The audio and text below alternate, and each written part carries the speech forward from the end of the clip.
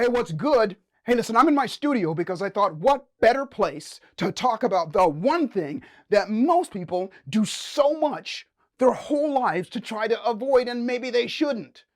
Obstacles. Obstacles. What are they? Why are they? And what should we do about them to help ourselves go further, faster? Well, I'm not only going to answer those questions, but I'm also going to give you a little bonus thing, something that you can do to help you adapt to the inevitable, which are obstacles. So start by talking about this. What are obstacles? What are they?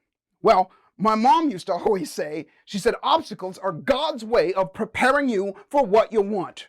Preparing you and proving that you are ready for what you want and getting you ready for it, getting you strong. And that's a great saying. And as a kid, I remember thinking, okay, all right. But obstacles are inevitable. They're going to show up. I know you've had a lot of them, and so have I. And most people go out of their way to take the shortcuts and do things to get out of the way of them. And rightfully so, because they're uncomfortable, because they set us back oftentimes. But the truth of the matter is, when you understand what they really are, and you understand why they are, then you can approach them differently. And the greatest part about it is you can anticipate them coming up and doing something about it. So my definition of what an obstacle is, or what obstacles are, they are the situations, the circumstances, and sometimes even the material things that are in between where we are and where we want to go. And they can show up in so many different ways. They show up unexpectedly a lot of times, but even when they're unexpected, you can expect them and you can do something about them. Here's a good way of looking at it. You know, the Olympics. I love to watch the Olympics. Now, I'm not an athlete, so to speak, but I love to watch the Olympics. And one of the ththings that I love to watch are the hurdles.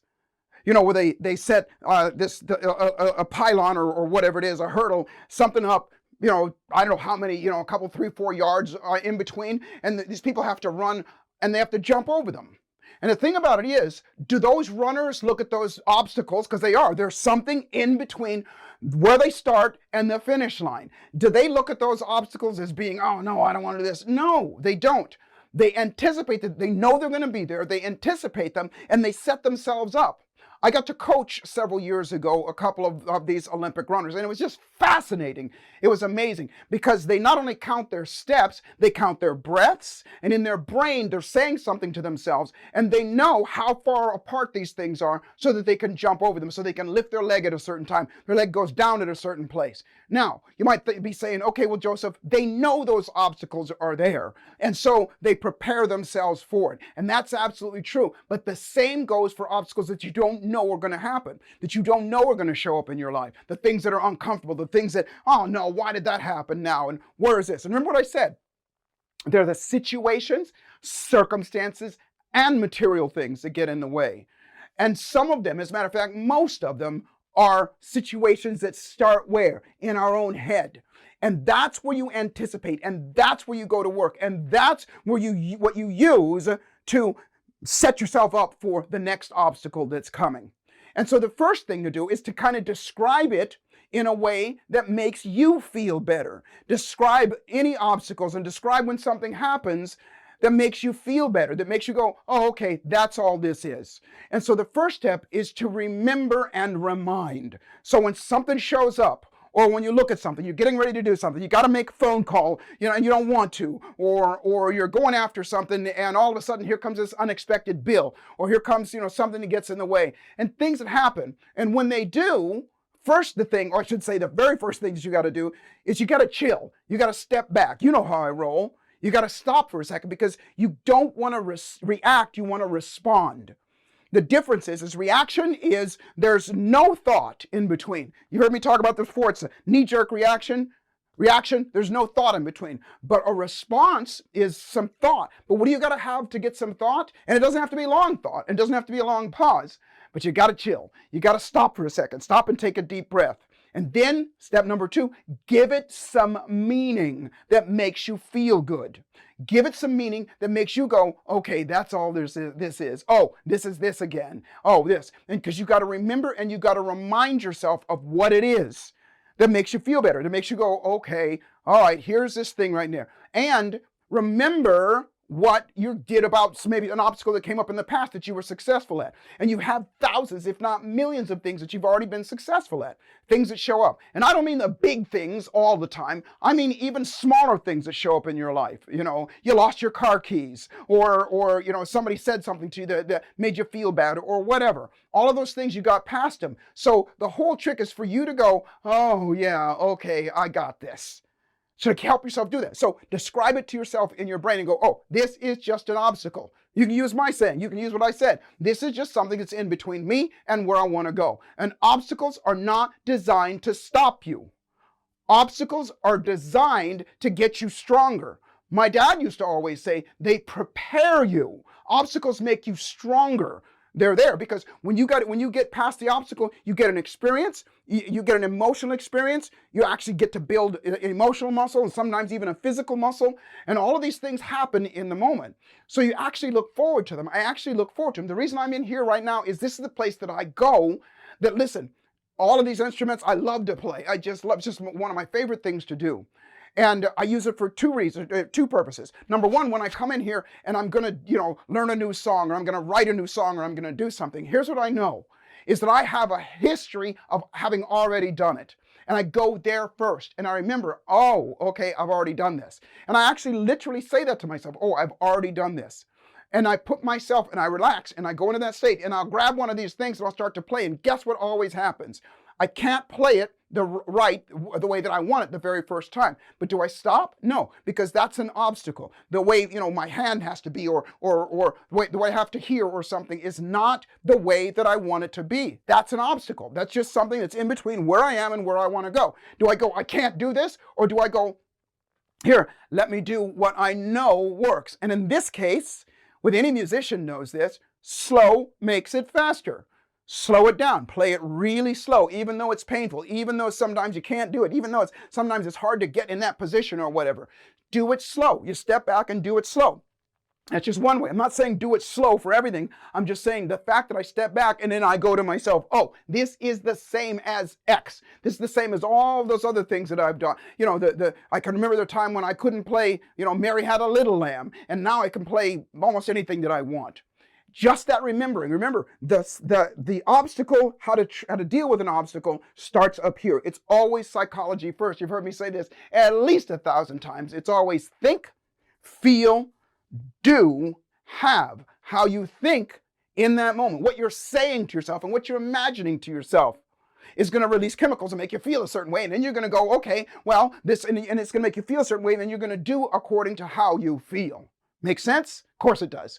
And so what it is they're just these things that stand in between what we want and where we are and what we want. Why they're there to make you strong. They're there to remind you of how much of a badass you already are. They're there to remind you of what you learned from another lesson. They're there to make you take notice of what you would do. They're there to remind you to go to step number 3, which is look at where you want to go. Because here's what happens. When an obstacle shows up, what do? We look at the obstacle and we go, oh God, we keep focusing on that obstacle. And we start going, I got to get this, and it just causes us stress. So when you've done the first step, we've chilled out for a second and you go, okay, well, that's all this means. It's just another obstacle. I've done this before and it's time to get over it. Once I get over it, once I get past it, I'm going to get stronger and so on and so forth. Then you go where I'm going. I'm going to that finish line. Whether it's, I call it being wealthy, and that is healthy, happy, and financially abundant. And you look at where you're going, okay, that's what I want. And remember the whole thing, and this is, I'm going to say counterintuitive for most people, because most people say, no, Joseph, I got to hit it harder. Listen, I know so many achievers, and I was one of them, that we just go, grind, and I forget that I got lots of resources. I can call up Chris Crone. I can call up, Tony Robbins. I can call up somebody and I can get some advice on something. I can go to YouTube and get advice on something. I got resources all over the place, which means I'm optimistic, and that's where you want to go. And optimistic, as soon as you look at your goal, as soon as you look at what you want, you start to get more options, because the brain goes, that's what I want. Let's figure it out. And then you go, why do I want that? This is the one thing that I got to be honest with you. This was the one thing that when I learned this thing right now, it's supercharged me, and I want you to get it as well. Your reasons why are what make you get up early, stay up late, do the extra stuff to make it happen. Why is stronger than how. One of my mentors, Jim Rohn, used to always say, why comes, or how comes second, first comes why. Because the why is what I call internal pull. When you understand and you go, why I'm doing this, why I want to, write this song, or why I want to have this money, or why I want to have a better body and stronger muscles, or why I want to be healthy, all of those things, then your brain makes the connection between where you are and where you want to go, and it figures it out. I promise you, you got so many resources inside your head that most people forget because they're in stress looking at the obstacle. And when you look at the obstacle, guess what? You're only going to see the obstacle instead of looking beyond it. And when you look beyond it, here's what happens. It's something called future pacing. And remember what I said about the runners? They pace themselves. It's 1, 2, 3, lift that leg, jump. 1, 2, 3, lift that leg, jump. And that's what happens to you when you look at the future. You're going, okay, this is going to be an obstacle. And then you start to anticipate that other obstacles are going to show up as well. Listen, this studio that I have where I am right now, I just moved into this place and I built this place just for this. And I got to tell you, there were so many obstacles to do this, to buy this house, to get all this stuff going on and everything. But in my life right now, when obstacles show up, I automatically step back and go, okay, that's just another obstacle. Okay, there is going to be an end. Because most people, remember what I said at the top of this thing? That most people go through life feeling like and looking at obstacles as being something that is uncomfortable, they don't want, and they avoid it. And then when it does show up, they get upset about it. They get frustrated about it, and it stops them. They go drink some alcohol or smoke some weed or go do something else that takes them away from it instead of going towards it. Instead of going, this is what it is. First off, let me chill, and this is what it is. Why do I want it? Look at the future, where you're going. Why do I want it? And then the last thing is, obviously, do something about it. Do something about it. And the do something is always going to come. The first thing that you're going to do is when I say do something about it, I don't just mean do something about the obstacle that's right in front of you in the moment.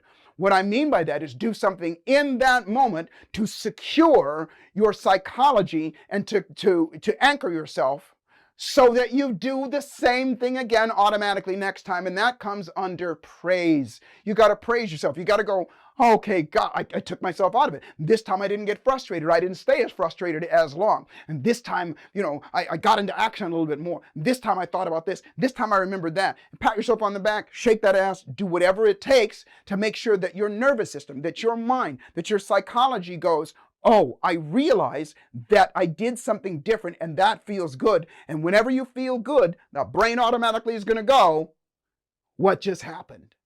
What just happened? And it starts to look for it and it says, let's do it again. That's how your nervous system works, baby. It always is that way. So the trick is in getting into action, the first action is praise yourself. And then obviously, go to your problem solving and figure out whatever that situation is. And here's what you're going to find most of the time. Here's what most people find out. Is that the obstacle is mostly up here. That the obstacle they already have the answer to. That the obstacle is just something that they don't want to do. That they've done, why did this happen to me again? And when you're going in that stuff, then guess what? You're only looking at the obstacle. So use those steps. And here's what happens is when you start to use them, especially the praise part, you start to condition yourself, because that's what this is all about, baby. I'm all about, to assist you in conditioning yourself so that you show up at your bad-astedness. I just made that word up. Most of the time, not all the time. Nobody's perfect, but most of the time. And like I said, around in here, I come in here. That's the second thing. I always use it because I come in here because I know there's going to be obstacles and I actually look forward to it and I have fun doing it. But the other thing is that I always say to people, that you need to take some time away from the grind. Take some time away from your grind. And what that means is find a sanctuary. Find somewhere in your house, maybe it's in your car or somewhere where at least once a day you can go and do something and be something, whether it's meditation or whatever, and do something and be something that makes you feel good. This is so, so critical. This is what's going to keep you on your horse and keep you going. Because if you just work, not only do you burn out, but you actually get less done. Made another video earlier, and the video was about the Harvard studies that they did and the Yale studies that they did, that people who take breaks and chill, they get more done. Whether it's physical, manual labor, or they're thinking through stuff, And this is why it's so, so critically important. So all of these things that I said, take them, use them, put them into action. And again, we're building that muscle. We're making ourselves stronger. It's like my mama said, it is God's way of saying, let me get you prepared for what you're asking for. Are you really serious about what you want? Okay, if you are, let me put this in front of you. And they're going to be there. You know that. You know, the good news and the bad news is obstacles are always going to be there. So as long as they're going to be there, instead of you getting frustrated, instead of you going to where maybe you used to go all the time, now you got another avenue to go and look for it that way. And so again, I'm always super, super appreciative of your trust and your time and allowing me to come into your world and share with you some things that my mentors have shared with me that have not just helped my life, but I've been able to help so many other people's lives as well. So I appreciate you. I thank you. And I have a gift for you. And the gift is a free book. The book is called Dare to Be Magnificent.